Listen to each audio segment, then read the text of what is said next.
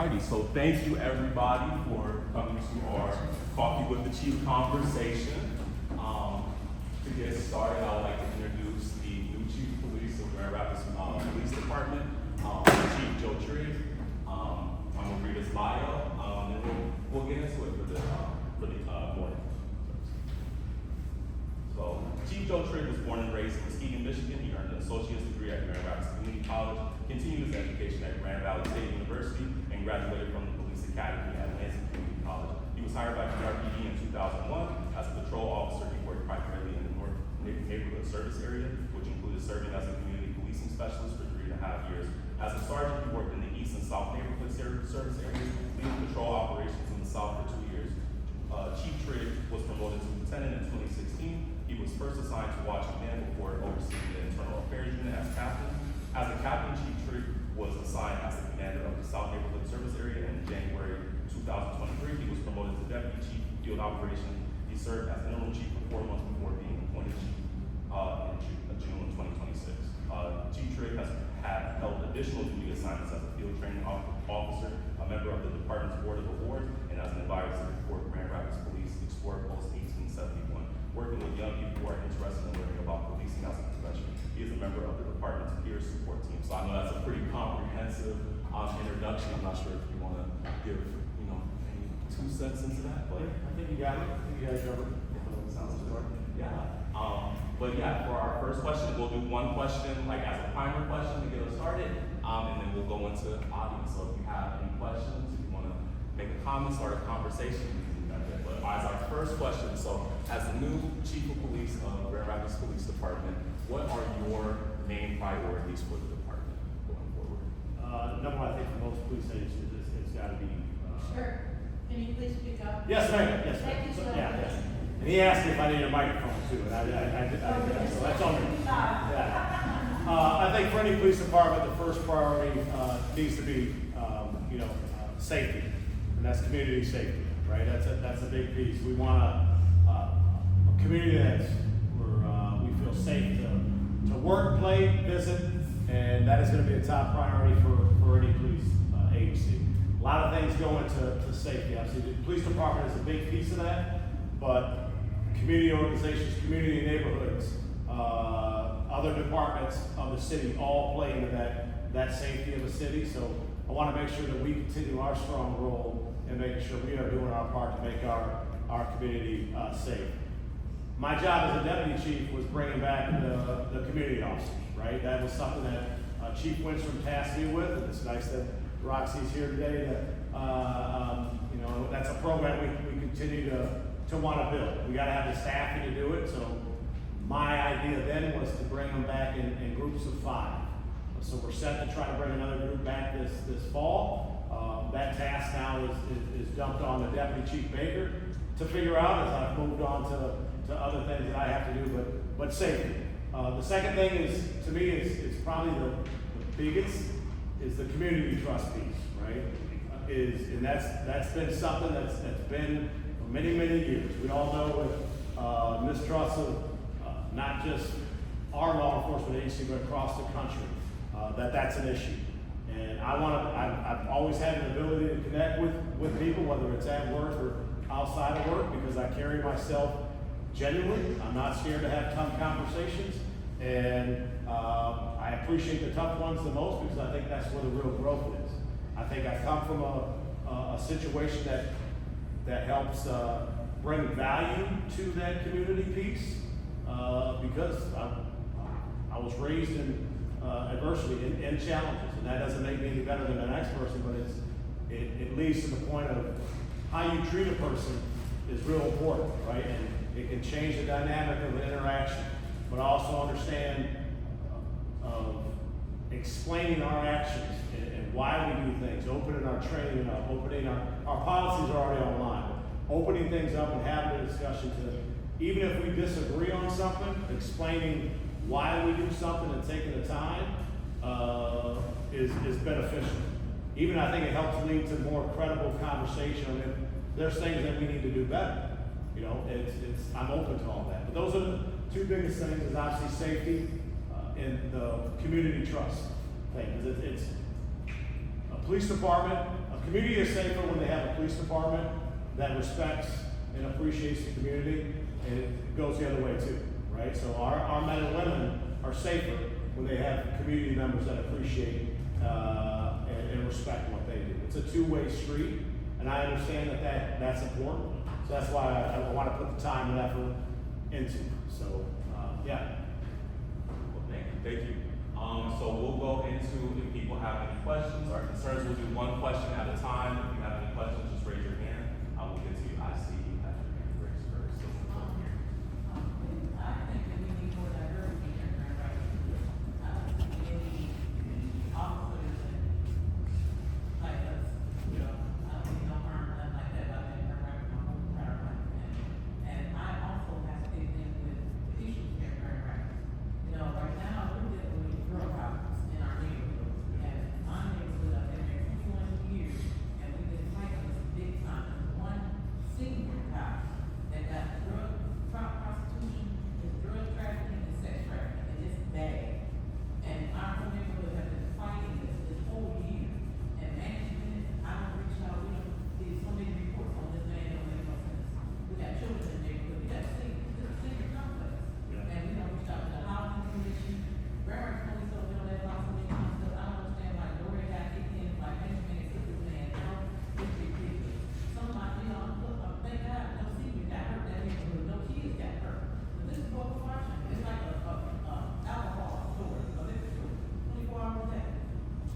And it's just, it's something, I mean, you got kids that come to play baseball right there. And it's like, what's going on, you know what I'm saying? We just had seniors, they just go, Monday. And I had a neighbor call me at 7 in the morning, and I had to go across there to make this man live by himself to make sure he's okay. And I'm like, this is crazy, how come I'm a senior man to do this? And he don't even care. And then he got out the other senior complex, he ain't got the girl house around the corner from there, they going back and forth, back and forth, back and forth, all day long. So how safe are we supposed to be? I bet the neighborhood is supposed to be, I'm a homeowner, so I can't back up to this. And I was around the up to the manager, he was looking like I'm crazy, come out his step. I said, how is that when he done broke everything in the lease? He written a room out to prostitutes, and he's a drug addict. And I'm like, this makes no sense. No, and that's the thing, we take pride into trying to resolve that issue for you, right?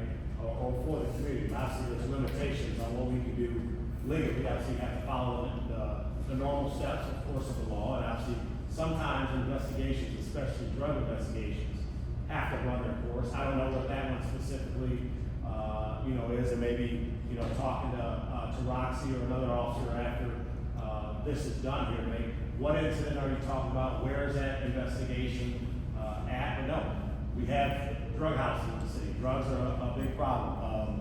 I come from a substance abuse home.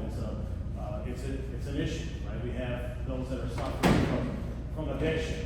That's real. But obviously, we know that drugs and weapons unfortunately mix, right? And that brings a crime to the neighborhood. So, no, I think it's our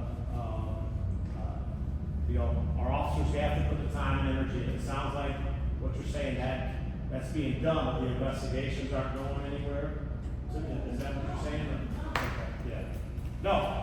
Only thing I can say without knowing that specific incident is stay persistent. Even as frustrating as it is, as a South captain during the time, or whether it's I was in internal affairs as a commander there, every call matters, because when we're trying to look at a house for whether it's as a nuisance, or when we're talking about getting a home padlocked, or putting pressure on the landlord to do some enforcement with the tenant because of drug activity, because I used to be a community officer, showing the amount of calls of service that our men and women are responding to matters, especially in court hearings and such like that. So I would implore you to stay consistent with it as we bring our community officers back, and you had a chance to sit down and talk with the community officer or the captain that's in your service area about this problem in depth, of explaining what resources we have poured into it and what additional resources we can pour into the future. That would be my advice on that. As far as the diversity piece, yeah, trust me, that's something we're always trying to work at. I think right now, as far as I think we have about 15% minority, 10% African American, if my numbers are right. I want to see that number up. But also too, I know my own personal experience coming into this profession.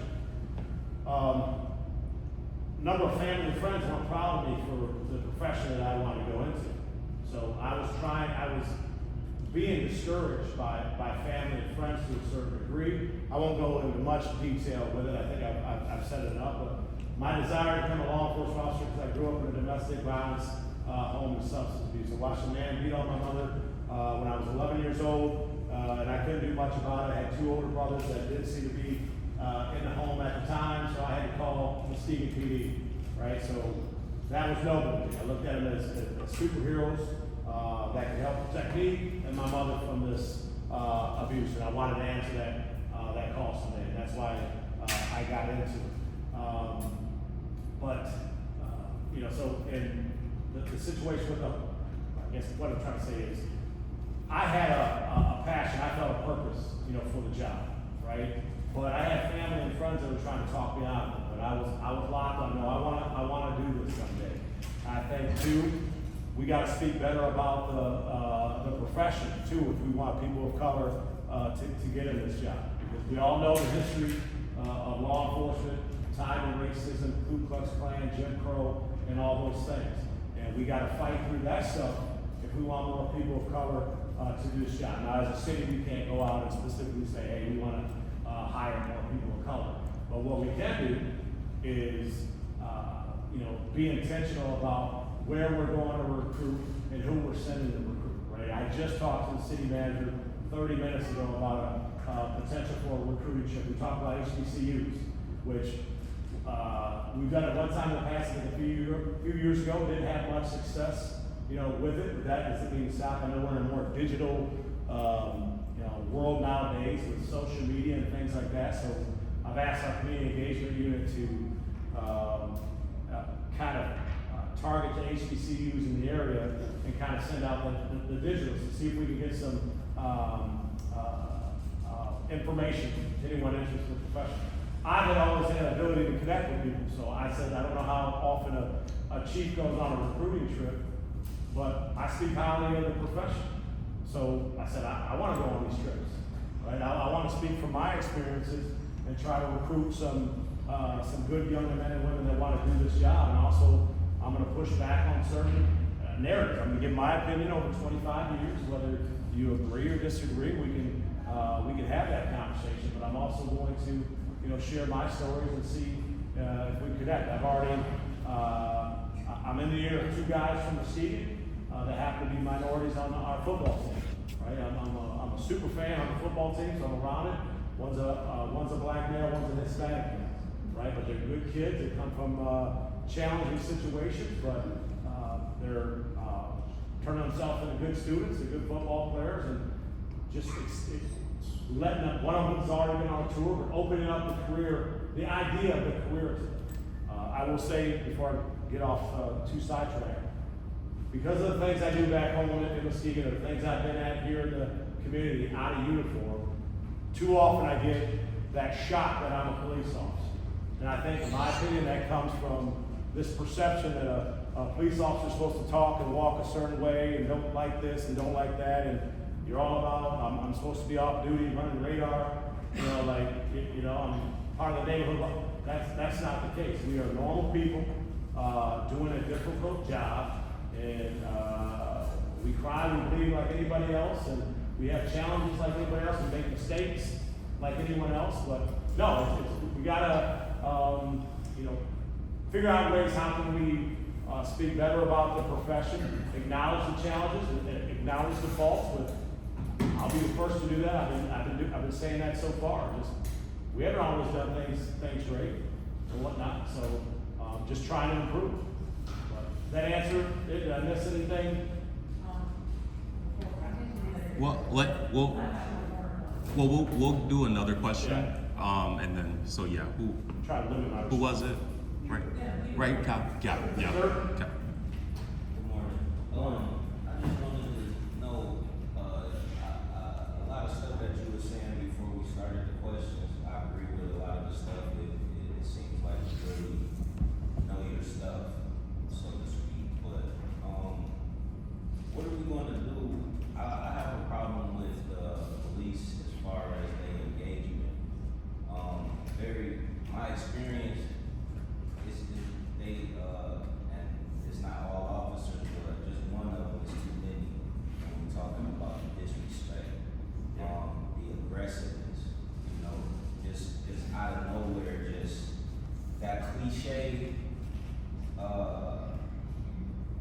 connotation, that negative cliche connotation, it's officers that make it not so cliche.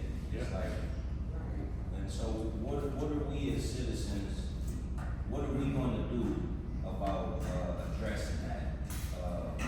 Like I said, you seem really in tune, and I think you know what I mean. Yeah.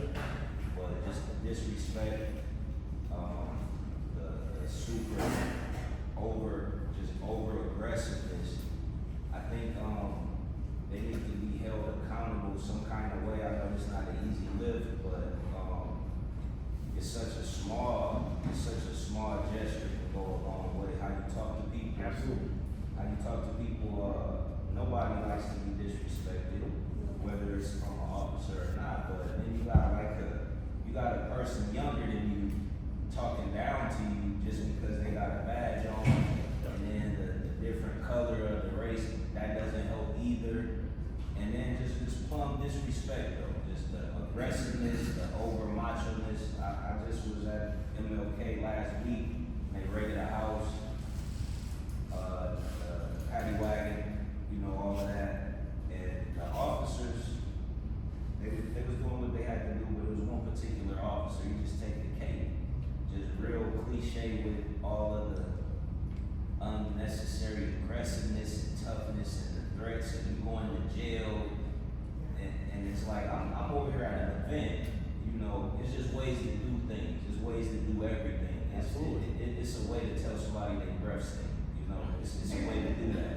It's a good analogy. And so, I just feel like some type of punitive and also some more energy into like social engagement, training type of deal. It's two parts. They need to know that if we get these calls, it's gonna be repercussions, and we as a community need to know when we do make these calls and these gripes and concerns, that something's gonna get done about it. And I will say, What can we do to get closer to that? my time in the Internal Affairs Unit, I was known as, I was a lieutenant, I was commander there. I'm the one that had a big issue with language, right? Sometimes there's an officer's actions that's not outside of policy, and there's times that it is, right? But my thing is, and I always speak to our new officers when they come, because we like have a command staff where we give them advice. And I always say, the number one tool you're gonna use, all this stuff is nice and fancy, the number one tool is right here, your mouth, right? So, and I was known in the Internal Affairs Unit of addressing some of the minor things, because they're big things to me.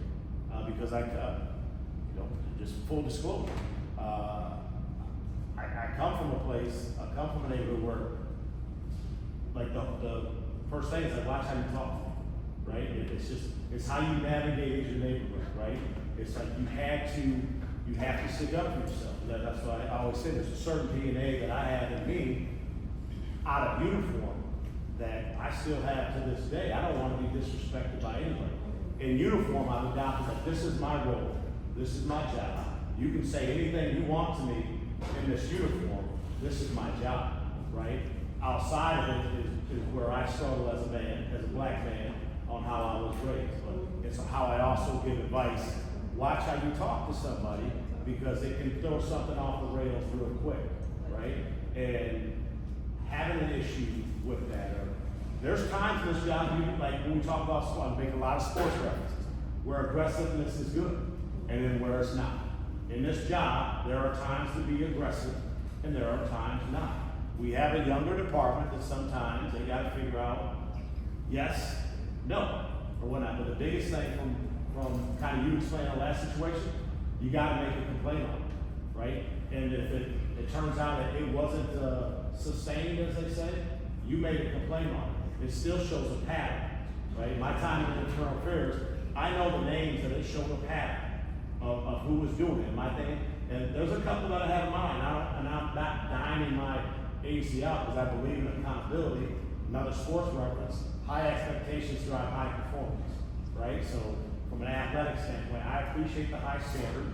We are the agency we are because of the expectation of the high standard. So First thing is, who is that officer, right? Is it something that they're falling short, or is it something that from law enforcement side that, you know, you don't understand or whatnot? I don't know, right? So, but I'd like to know who first the officer is, because the expectation is, you know, don't care what's said to you, what's done to you, you have a job to do to stay professional.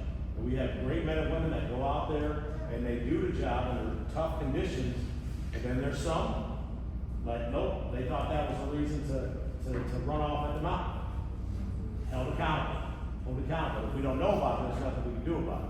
And I've got somebody in mind that, man, he's got some skill and does a good job of things, but constantly adjusting some things. I said, during my time in internal affairs, I think things might have shifted a little bit, so I can't be as accurate in my mind right now. But when I was in internal affairs for several years, we had more internal complaints than external, right? And to me, that was, I didn't realize that. That means we have issues where our men and women find things that, like, no, you fell short. It's being addressed. We just had one out recently on several months. It's a traffic pursuit issue where there was no complaint on the pursuit, but a supervisor saw that the officer was violating, policy with speed and stuff. Brings that to internal affairs, because we don't look at it as a negative, right? We look at it like, no, we're gonna snitch, right? It's no, you fell short. The only way that you're gonna get to our level that we want you to is if we say something about it, right? So that's the idea. But no, and the incident that you're referring to, obviously MLK Park has had issues lately, right? So, which I think just 1 week alone was a fight with a gun presented but none found. Then the very next day was a fight. 2 days after that, there was a shooting with 30 plus casings that were found. The next day after that, there was a shooting where somebody was thought they were shot, turned out they weren't, right? Trouble in the park. We want the officers, police, it's still not an excuse to come use any type of language or any type of actions whatsoever. It might be that thing which I know during my time, there's only so many get backs. Like if you're trying to control a crime scene or something like that. Or, hey, stop. No, I ain't gotta stop. Bleep. Well, does the officer have authority to stop you or not? And that's up for the courts. Is it a contact? If there's no legal, you have no obligation to stop, or are you being detained? There's a difference, right? So that aggressiveness is gonna go up, right? It's no different than if I'm gonna, arrest Roxy and tell her to step out of the chair and she tells me no. Well, I'm gonna tell her so many times until I grab onto it. And then we're trained where we escalate the use of force based off the action we're seeing, so. We're gonna move on to the next question. If you could be a little, people like asking questions, like just a succinct in the question and answer, just so we have enough time to make sure everybody, we'll go, I think I saw this hand first, and then we'll go Martha. So here, and then Martha, and then Amy. Yes. Oh, thank you. So, hi, I'm Ari. I heard you talk about trust, and when we were working with the Office of Police Accountability in the beginning, we had a long conversation around trust, and I don't think that police are trained to trust, but because you are coming to a person that could possibly be a suspect or things like that. I think that what are your thoughts around relationship over trust? A lot of these issues that we have with police are because they don't know us. They don't have a relationship with us. And so in smaller towns, you could come up and say, hey, Calvin, what's going on? Calvin, I need you to step back. Because we know them. And of course, your officers can't know everybody, but I want to know specifically how the police department is working to build relationships, and what are the priorities around building relationships with our citizens in the city and our neighborhoods, and policing. Because I don't need police to trust me. I need them to know, to have a relationship with me, that they can come and talk to us. And when they walk in our parks, everybody ain't looking at them, and they looking at, and they just like these guys that's untouchable, unapproachable. but I think that building those relationships will help them police better. But the trust, I ain't gonna never trust the police, but I would rather have a relationship with you to where I can start there, you know? The relationship piece is built through being present.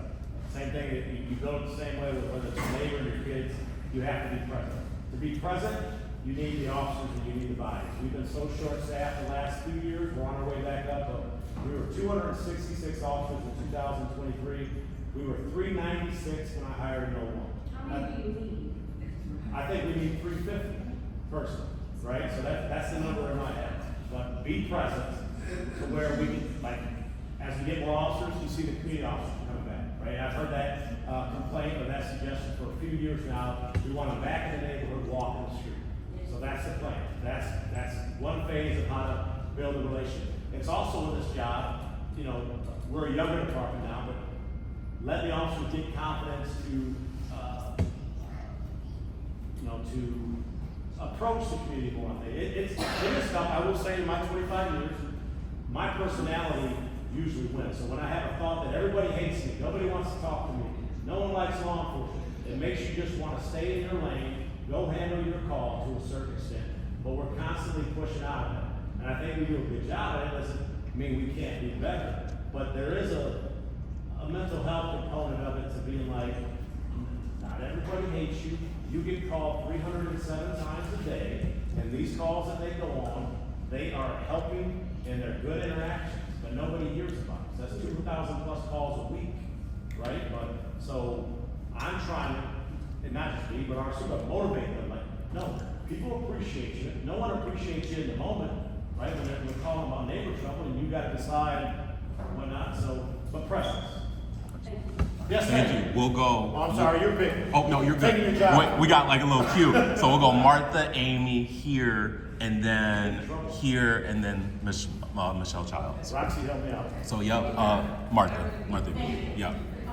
So I have a couple things, especially I spoke up at City Hall one time, I'm really quite upset with the idea of dogs.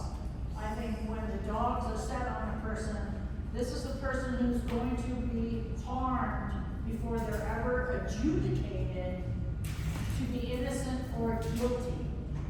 So that person is going to be harmed before judgment. It is not the cop's job to be judgment. So I have a problem with that, and I guess I'm gonna hear some stuff about policy, so that'll bring me to policy. If we disagree about a policy, what do we do to change it?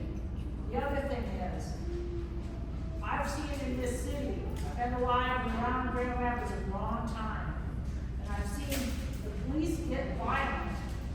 I've seen people get shot, killed, and then get off.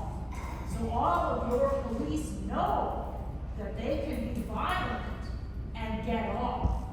So what I'm worried about, especially in the light of the recent, someone got pulled over for a turn signal, and then their person next to them in the driver, not even driving, had to show their license or get out of the car. That could have been handled with some discretion, because I have gotten pulled over a white lady and was let go after the cop used some discretion without ticketing me. So if I'm pointing this out to you, it's to point out to you that we do have an idea in this town that the police do not treat black people the same way they treat white people, and that they do not use escalation, that they move to violence way too soon. That's my comment.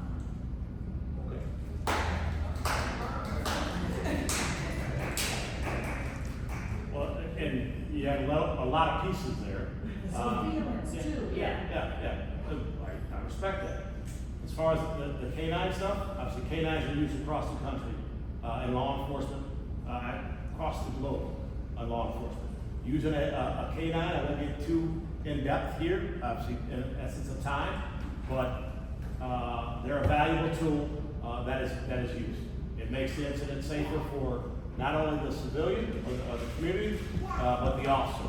So a very easy scenario is if you're dealing with a subject, and I'm using a real story, if you're dealing with a subject in a basement that has a knife or possibly has a weapon, if the officer goes down there without a K-9, you can force that engagement where that's gonna be a lethal, confrontation back and forth, right? Or the option is having a tool like a K-9, you send the K-9 down there, the K-9 engages and then gets compliance because of, as you say, the pain to the arm. They're taught to bite extremities and whatnot. So that, They bite faces. yep, you're That's right. my job. It did bite the face, and that's the first time in our deputy chief is our K-9 coordinator. He's been with the department for 30 years. Never, ever, outside of that one has it been bitten in the face. It is an animal, and it can make mistakes, right? So, right, it was terrible, and I admit that. But that's not how it normally happens, right? So my whole point is, that person surrendered, weapon down, didn't force the engagement with the officer, and that person's alive today. But that's just one example of a tool that's being used. What was the other one? I think you had a bunch. As far as getting policy change, talk to your commissioner. Bring it up to commissioners on if there's a policy. We do policy reviews and things like that where, having engagement. We're talking about issues with use of force. If there's something I believe that we as a law enforcement agency should be looking at our policy. If there's a strong message from the community about the way we handle things, or the way we do things, I think that's worthy of having a discussion to look at what our policy is on it. We've adopted different policies because of situations just like that. So, yeah. All right, Amy, and then we'll go here. Thanks for coming today. You're welcome. We appreciate it. But, speaking of community engagement, about surveillance in this community, met much of the city commission and now we're one of the people to speak against it. We do not want so much surveillance of drones, things like that, and the cost of those things. But you could have more community police officers and things like that if you had less surveillance.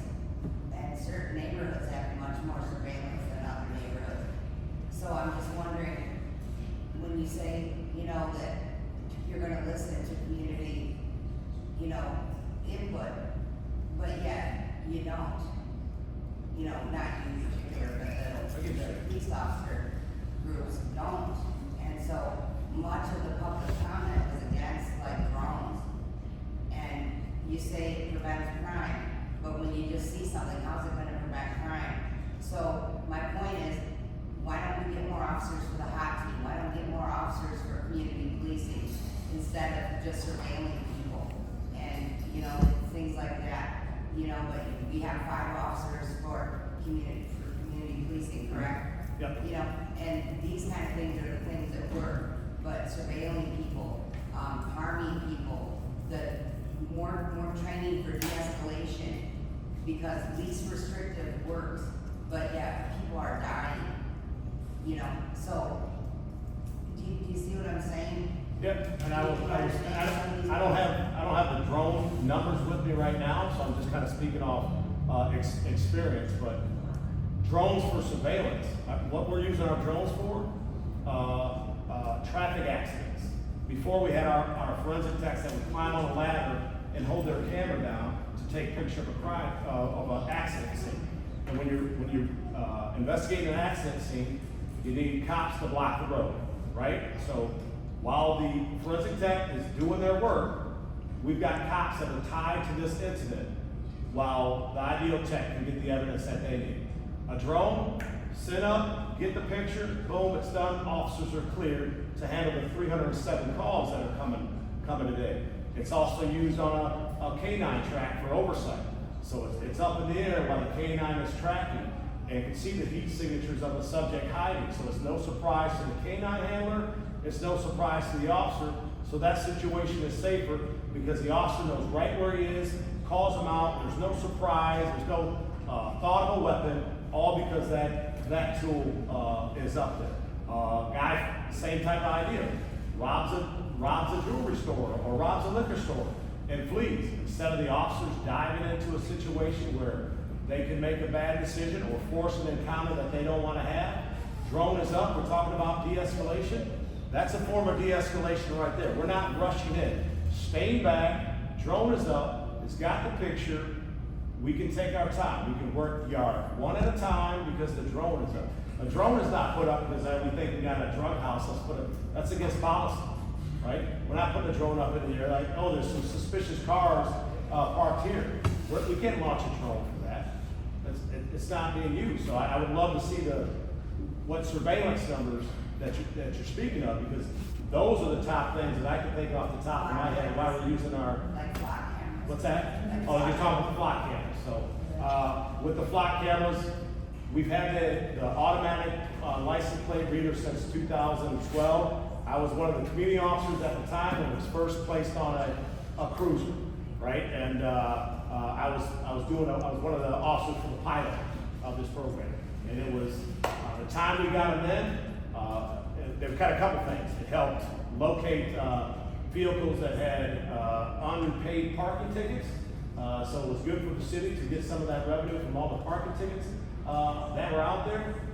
And it's, once again, the whole thought of if you have no right to expectation on a public roadway. So these license plate readers will pick up stolen cars. If you passed a vehicle that had a missing and endangered, or so many different things that this technology helps with. As a city, yes, you want to listen. Like when you think of commission meeting, that's one platform for citizens to voice their opinion, but it's not the only one, and it's not the larger scale. You have to take every community as a whole. What's the input? What's the feedback? On this. And long story short, the license plate readers. I want our city to have, and there's a balance. Yes, there's a balance between I like my privacy too, right? But there's also a balance of what tools and technology we can use to have a safer community. If your child is lost, or your elderly mother or father is lost, to throw a drone up versus having the bodies to search the neighborhood, when every other agency, I don't know for sure, but I can't think of an agency of any size that doesn't have a drone in this day and age. I do not want to be stuck in the stone ages of not having the advanced technology to ever have the quality of service that I want to give to our community, right? But while respecting the balance of privacy, right? And that's going to be a debatable topic, I think, for many years. What's too much and what's not enough? We'll go here. Yep, we'll go here first, and then Hi. In the beginning, you spoke on language and how it impacts escalation or de-escalation. Is there anything the department is doing to proactively strengthen this skill set? And the second part, what is the result of this meeting? Are you taking it back to the department to promote effective communication? First part, as far as the language, and I wanted to say this earlier, but I lost my train of thought. If an officer falls short, say violates policy or just falls below expectations, it doesn't automatically mean we need more training. He didn't follow the training he had, right? Or she. So it's not automatic. We need more training. We need more training. I think we had. I should have brought some notes. I think 30,000 hours of training last year. We have our culture at GRPD is a training culture. All the other agencies know it. We train. And it's not all police tactics training. It's you offer a tool, we'll do it. I always say, I'm not a doctor, I don't have a degree, but I can tell you a little bit about autism due to the training my department's got me that I utilized as a sergeant when I had a kid that was autistic walk away from the home knowing that they had times to walk in a straight line and walk towards a water source. It's a little knowledge that my department gave me, right? And we do that constantly with the crisis intervention training. So we're always trying to find something to just give them a tool, right? Because we are the default button, especially at 2 in the morning on something. So as far as what do we do to use because de-escalation is part of every scenario. We are a scenario-based training department. Can't think of any agency that's not. That means, as Roxy knows, that means when she's going through her mandatory training or when she's becoming an officer, it's okay, you've got your training gun that has ammunition, or it's just a molded gun.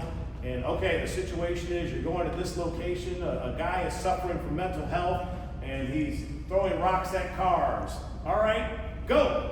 You go in the room, and there's an actor in there that is one of our instructors, and it could be ranged from being compliant to being non-compliant to saying all the most, because as you can imagine, our training staff love to have fun with some of these scenarios sometimes. So they're using the nasty language and whatnot, and their job isn't to talk over them and talk nasty back. It's to try to de-escalate and try to resolve it. And it doesn't always work, right? So, and that's the decision making. That's why scenario-based training in law enforcement is so key, because it's decision making. It's rapid, it's quick. And sometimes they have to transition from that to something else real quick. So, as far as what am I doing with somebody, all of it is information to bring back. It depends on how, right? So we had a discussion, just the one thing about the drone training, the drone usage, surveillance. How often is it used for surveillance? Those numbers, or anything else that we can gather from here that I think our men and women need to know. I want to know about the officer that he's talking about. That was it Calvin? What's your name, sir? Yes, sir. Okay, like he had encounter. I already know about the incident at MLK. I don't know about the specific, officer. So I'm curious on who that was. What is it, a policy violation level, or is it just that officer was being direct or aggressive within policy, without policy, those type of things, because those things are beneficial. And once again, with the mindset of yeah, sure. And once again, I don't look at it as a negative thing. I want our men and women to the standard that is required, right? You don't get to, one quick thing, right? We had, this is a kind of example of how things work. We had an incident, I won't go into detail, but the officers handled the situation, had to use force on a subject. He goes to jail, obviously the subject is very upset. He's yelling all kinds of things, which, okay, that's fine. Danny, our men and women are supposed to take that. One of the officers that wasn't even on the scene for the entire time is by the car where the subject is going to jail, and he makes a comment because the gentleman arrested is saying everything you can imagine, most disgusting language, whatever. The officer says, well, go enjoy your weekend in jail. Go enjoy your weekend in jail. Not a big deal, right? No, we found it as a big deal. It lacked tact. Wasn't needed. And that's my whole thing when I would push back on this idea that we sweep things under the rug. No, it's usually we just don't agree with, someone's opinion on that was aggressive or that was discourteous or that was not. Because I've been in internal affairs. I say, no, this is our findings. I stand on it. Whatnot, we'll agree to disagree. But that's an example of, no, enjoy your weekend in jail. It wasn't needed, right? So this thought that officers can say whatever they want during any time I don't agree with it. If it's happening, then if I don't know about it, it doesn't help us. So, and looking at it again, that officer didn't have an attitude with management or with us for dinging him, being dinged for it, because it's a coaching. We have progressive discipline. He didn't look at it like that. Management is being picky. No, you know the standard, right? Because that causes an issue. That grows, especially language. It's just like, be above it. If you can't be above it, don't get in the job. It's a tough job. Trust me. It's as we talk as a talking Cal. Like, yeah, as a teen growing up in Muskegon in the neighborhood, there's consequences for coming up to my face and saying whatever you want to say. Let's be real, right? So, and that's the way it is. But you can't do that in this job. Trust me. And if you do, there's a accountability system for that. And if you got to go bye-bye, because just like anything with the George Floyd incident, we weren't involved in that, but every agency felt the way, right? So something that we don't correct here to have it escalate because we didn't address it, not gonna happen. And plus I have my own standard, right? So I know I've done the job. I've used foul language at somebody during my career, or whatnot, and gotten checked on it.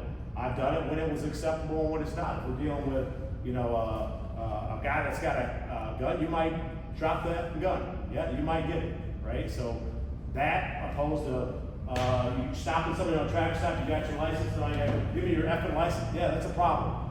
Nope, you got to be better than that. That was weak, right? Be stronger mentally and emotionally, is my opinion. I have no sympathy for you as an officer if you take the bait that quick. So. Alrighty, we'll do 2 more questions. I believe it was here, and then it was Ms. Childs, and then if we try to keep them succinct, and then we'll come here as well. Try to keep them succinct, just so you know we can get through these last bit of questions. So thank you. All right, go ahead. So I think my question was already answered. I was gonna ask what you had put in place for de-escalation skills. When you have an officer come on scene to an already tense situation, and they come with that macho attitude, it increases the tension. So something that could have been handled had they went there with the mindset of de-escalating, blew up to something that it didn't have to turn into. However, you did say that there is training, everybody does get training in de-escalation, you got all these hours of de-escalation training. However, it's not working. What is it that you are gonna put in place to drill it into their heads that your job on the scene is not there to be macho? The first thought is for de-escalation. That is what should be on your mind when you are pulling up to a scene. De-escalation. Not going in there with your macho attitude, I got the power, I'm in charge. Because at the end of the day, you go in there with that attitude, I got the power, I'm in charge, you can lose your life just like we can. And it could all be because of how you entered the scene. And then I also have a comment about what this young lady said about discretion. In our work field, we all have discretion. However, us being regular people and people of color, we're more likely to show discretion to everybody within the community. Black, white, it doesn't matter, but when it comes to policing, and we're dealing with 100 years of policing, which was started on racism, and still has that culture. I know it's changing, and I know it's gonna take a lot of time to change, but it still has the racist culture, right? So we do see the discretion being given to people, to white people, where you have your brown people, you have your black people, that same discretion is given to them. How are you gonna talk to your officers about discretion, and discretion should apply to everybody, rather than if that person looked at you the wrong way, you're not gonna give them discretion. If that person's hair doesn't look right, you're not gonna give them the same discretion to the white person that you gave that discretion to just the day before for the same offense. Whether it's the de-escalation, or the discretion. I need to know what incident you're talking about before I can accurately talk about was de-escalation used, or, what was the other type? Discretion used, right? So I can generalize, right? And that's what I'm generalizing, Yeah, I'm but, not thinking of anything specific, I'm just thinking Yeah. about incidents that happen Yeah. time and time again. Well, my argument, Discretion and de-escalation wasn't used properly. my argument would be that you're talking about one call, right? And I'm telling 307 calls a day, 2,000 plus a week. That, and obviously I'm just saying this from an educational standpoint, you don't know how any of those were handled, right? So, you know, how are those being handled, right? From a training standpoint, the de-escalation is being used. Different things happen when there's a traffic stop, and I was wondering, is there going to be another study done on the racial disparities that Lambert Consulting did? And results came back in 2017. Actually, was at a meeting at the Hispanic Center in March of 2017.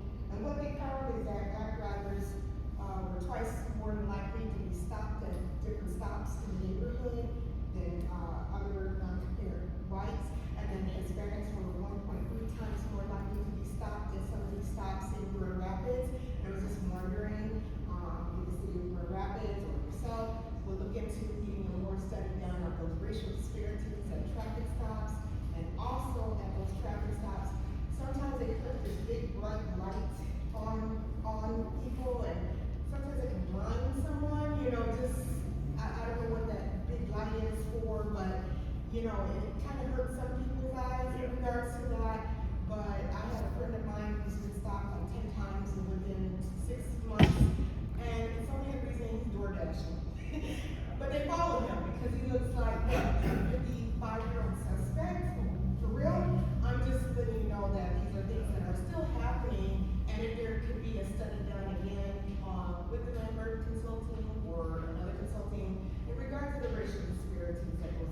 Grand Rapids, Michigan, because when you hear Grand Rapids, Michigan, you see, like police issues and Patrick Moya, seeing him in that casket, I don't wanna see history repeat itself.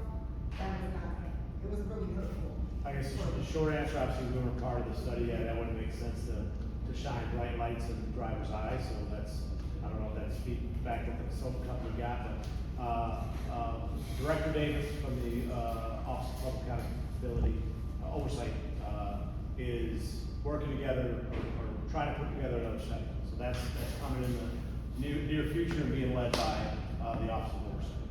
So, All right, and then last question. Did you forget? Oh, I'm sorry. We'll go here and then we'll go there. Okay. Good morning. Good morning. As a member of the Community Relations Commission, it's very nice to have you there with us, this past month. I have tried to implement, I work for GRPS, for public schools, Alger Middle School. So I have tried to implement the last couple of years for, officers. I had Captain Williams and I had, my community officer, Horner, James Horner. She comes to the school. And I try to implement opportunities for the students to, meet the officers, not to intimidate or to be a fear tactic, but to build relationships. I think that's really important that we start, that's 6th to 8th grade. So I think it's really important that we try to introduce and build these relationships with the students and officers so that we can kind of build community around, that relationship with the officer. So maybe in the event that a student may desire to become an officer, that is not frowned upon so much and looked down. Because we have so many negative connotations where relationships between officers and citizens are not good. Anything that may come up, any conversation, it always takes a spin negatively. So I think it's important that we, as community, and it might not be a popular idea, but I think that we as community need to change the way we frame our language when it comes down to our students and our children.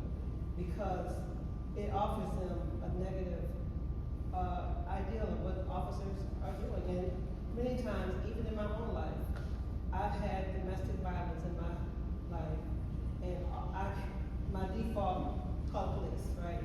And that was where my help came from at that particular time. So I really encourage all of us to change the conversation around our young people, and invite the officers, greet the officers when they walk the beat, walk the street, come to these schools, and try to build relationships. No, I appreciate that, and, you know, that's our goal, to get into GRPS, and there's just, you know, and obviously knowing Larry Johnson, very well, I told him a couple of years ago, but I'd love to see that happen, didn't know what hurdles he had, you know, on his side of the house. I didn't know what he had, but that was something I was interested in. I believe in having those contacts and those interactions, as you say, and to try to, you know, shine a brighter light. This is not throwing shade of any kind, but when I go to community meetings, and I've been doing it a long time, right? And we know we have violence in the city, right? And I'm not trying to scare anybody or make them paranoid, but we have violence in the city, and it doesn't. There's more good than bad. It's all shapes, sizes, colors, and race that are doing crimes, right? But when we go to these things, the issue is always about the police department and not about the community and the violence that's out there. That's the nature of the beast, right? So when we talk about the youth, it's always about, like I said, what the police is doing wrong, what they need to do. And my pushback is because I was a troubled youth.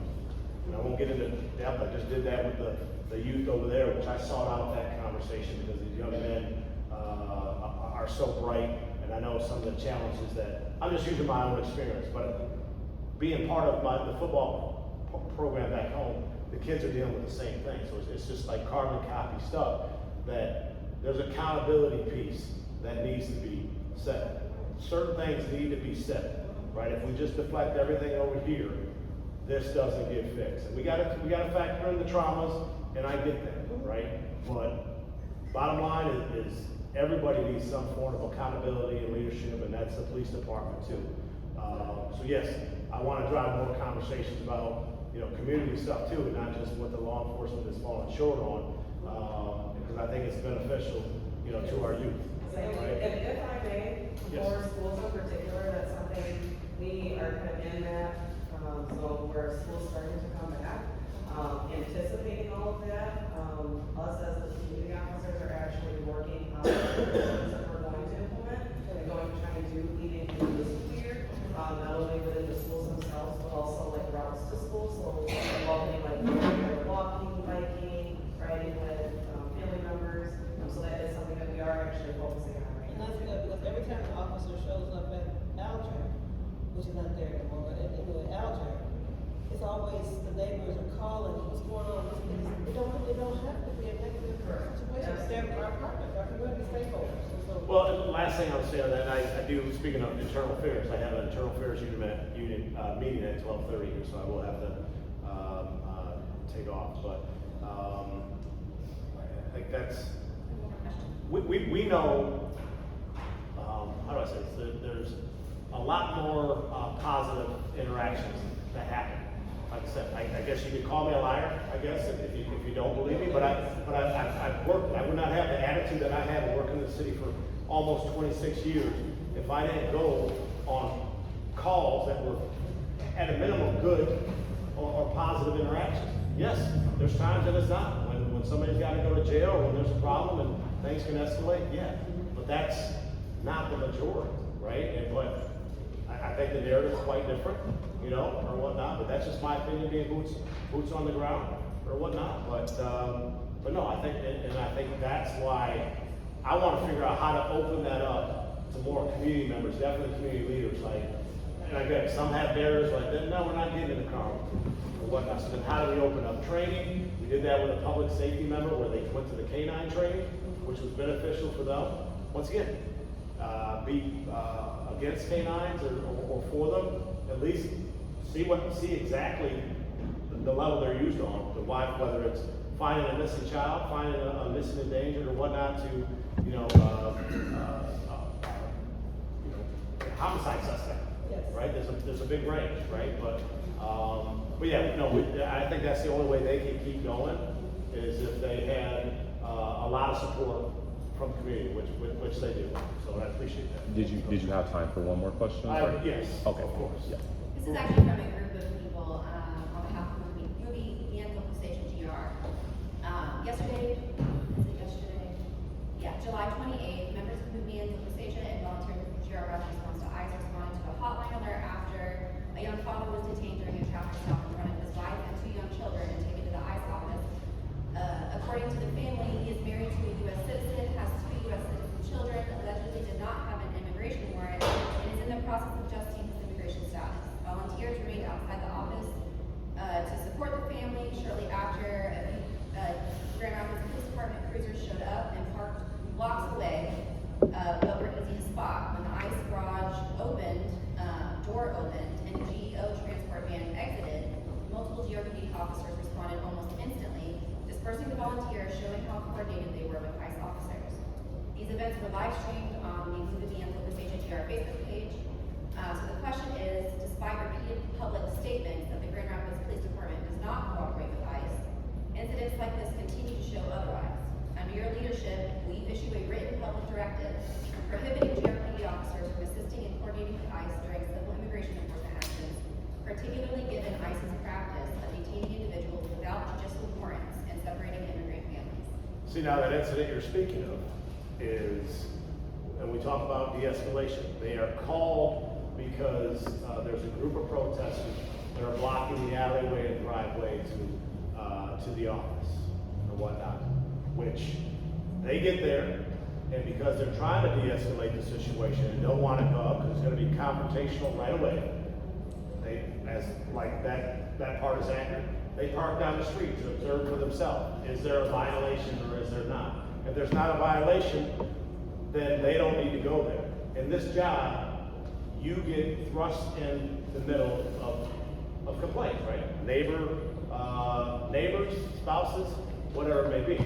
So when they arrive on scene and they park down the street, they're not blocking the. What's the scene? What's that? What's the scene? The office, The protest was the scene?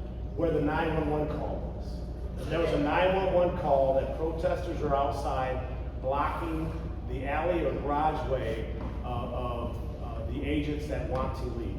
Okay. Right? So the officers respond to that. That's their job. It's a 911 call, just like if you got on the phone and called 911 that a group of any kind is blocking your driveway. They have a duty to respond to that. They're going to respond to a call from a business, a citizen, and develop, is it accurate or is it not? They pull up short because they know already what's the assumption or how they're going to be greeted. So they park down the street and wait. They wait, they see, yep, there is a valid violation. Now we're going to move up and tell them to move. That's to my knowledge, and obviously this happened yesterday, I think that you said already there on the afternoon. Happened yesterday afternoon, they asked them to leave and they left.